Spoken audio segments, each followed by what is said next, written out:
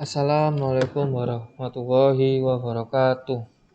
Pada kesempatan ini, saya akan mempresentasikan tentang analisis audit sistem informasi berbasis COVID-5 pada domain Deliver, Service, and Support atau DSS. Studi kasus SIM BL di unit CDC PT XXXX. Perkenalkan, nama saya Muhammad Fajar, NIM 2010-80-2088.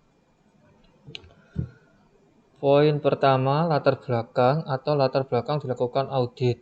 Poin kedua, cara audit atau langkah-langkah melakukan audit sistem informasi. Di dalam poin pertama, latar belakang audit sistem informasi membantu perusahaan mencapai visi dan misi. Poin kedua, langkah-langkah audit. 1. Visi misi perusahaan, mengetahui visi misi perusahaan.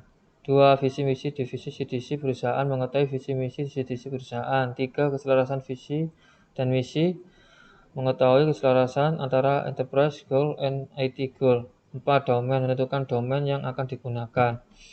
5. Asesmen, penilaian domain yang terpilih. 6. Recommendation, memberikan rekomendasi tiap-tiap domain yang dinilai. Selanjutnya, visi perusahaan. To become a leading television information media education and service teams player in the region. Misi perusahaan yang pertama, to provide teams with excellent quality and competitive price. 2. To be the role model as the best management Indonesian corporation. Visi divisi CDC perusahaan menjadi perusahaan terbaik di dunia dalam membangun komunitas demi keberlanjutan bisnis dan reputasi perusahaan. Misi divisi CDC perusahaan membentuk atau memberdayakan komunitas akses yang berhubungan dengan bisnis, television, information, media, education.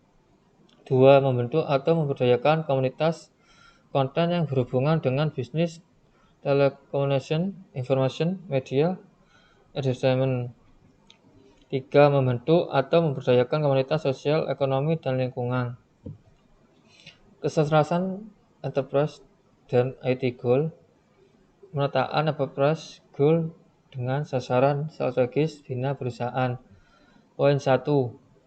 EG01 nilai pemangku kepentingan bisnis. EG03 risiko bisnis yang dikelola atau pengamanan aset. EG04 kepatuhan terhadap hukum dan peraturan eksternal. EG06 budaya layanan eksploitasi pelanggan. EG15 kepatuhan dengan kebijakan internal.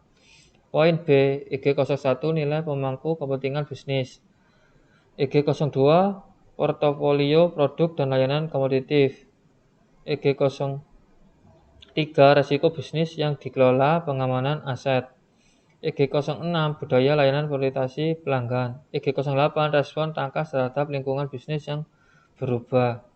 Poin C, EG01 nilai pemangku kepentingan bisnis. EG02 portofolio produk dan layanan kompetitif. EG03 risiko bisnis yang dikelola atau pengaman aset. EG06 budaya layanan prioritasi pelanggan. EG08 respon tangkas terhadap lingkungan bisnis yang berubah. EG11 optimasi fungsi proses bisnis. EG15 kepatuhan dengan kebijakan internal. Poin D, EG01 nilai pemangku kepentingan bisnis. EG02 portofolio produk dan layanan kompetitif. EG06 budaya layanan prioritasi pelanggan. Poin E, EG01 nilai pemangku kepentingan bisnis. EG02 portofolio produk dan layanan kompetitif. EG06 budaya layanan prioritasi pelanggan. Penerapan IT related goal dengan enterprise goal. EG01 ITR01 kesesuaian TI dan strategi bisnis. ITR03 risiko bisnis yang dikelola atau pengamanan aset. ITR05 realisasi manfaat dari investasi dan portofolio layanan yang mendukung TI. ITR07 penyampaian layanan IT sesuai dengan kebutuhan bisnis. ITR11 optimasi aset, sumber daya, dan kemampuan TI. ITR13 penyampaian program yang memberikan manfaat tepat waktu sesuai budget dan memenuhi persyaratan dan standar kualitas. EG02, ITR01 kesesuaian TI dan strategi bisnis.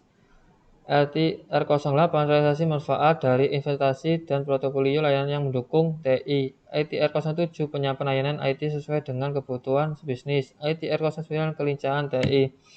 ITR12 pemberdayaan dan pendukungan proses bisnis dengan mengintegrasikan aplikasi dan teknologi ke dalam proses bisnis. ITR17 pengetahuan, keahlian, dan inisiatif untuk inovasi bisnis.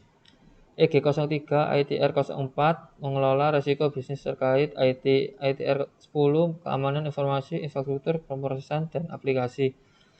ITR16 bisnis dan personel IT yang kompeten dan terinvestasi.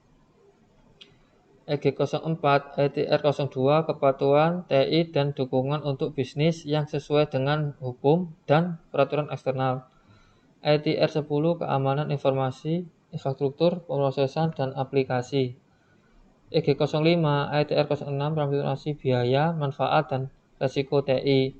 EG08 ITR01 kesesuaian TI dan strategi bisnis. ITR07 penyampaian layanan IT sesuai dengan kebutuhan bisnis.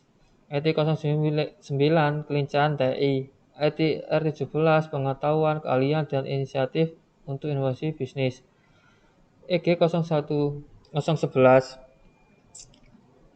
ITR01 sesuai TI dengan strategi bisnis. ITR07 penyampaian layanan IT sesuai dengan kebutuhan bisnis. ITR09 penggunaan aplikasi informasi dan solusi teknologi yang memadai. ITR09 kelincahan TI. ITR12 pemberdayaan dan dukungan proses bisnis dengan mengintegrasikan aplikasi dan teknologi ke dalam proses bisnis. EG05 ITR2 kepatuhan TI dan dukungan untuk bisnis yang sesuai dengan hukum dan peraturan eksternal. ITR10 keamanan informasi, infrastruktur, pemrosesan, dan aplikasi. ITR15 kepatuhan TI dengan kebijakan internal. Selanjutnya, penentuan domain yang akan digunakan. Framework COBIT-5.